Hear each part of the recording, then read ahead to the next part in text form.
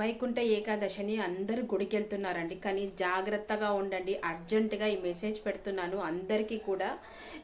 ఏంటంటే మనం ఎంత జాగ్రత్తగా ఉండాలంటే గుడికి వెళ్ళాలా కంపల్సరీ అంటే ఇంటి దగ్గర ఉన్న గుళ్ళకైతే వెళ్ళాలండి. కానీ పెద్ద పెద్ద గుళ్ళు ఉంటాయి కదా, అది చూసుకోండి. శ్రీశైలం కానీ ఎక్కడన్నా తిరుపతి కానీ, తిరుపతిలో ఇలా జరిగింది రీసెంట్గా.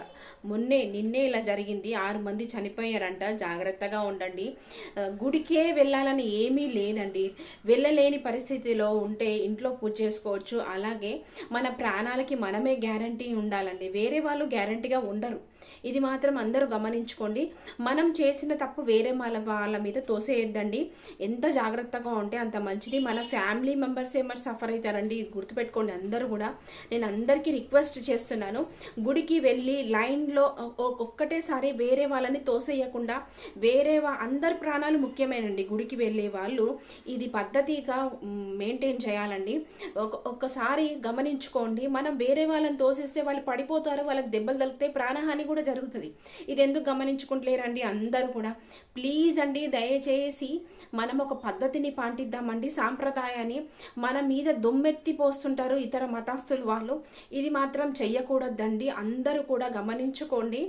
మనం చేసిన తప్పుల వల్ల మన ఫ్యామిలీ సఫర్ అవుతుంది. ఇలా తిరుపతిలో ఎంతో మంది ప్రాణహాని, ఇప్పటికే 6 మంది చనిపోయారు. ఇంకెంతమంది చనిపోతారో కూడా తెలియదండి. చాలా బాధాకరమైన విషయము.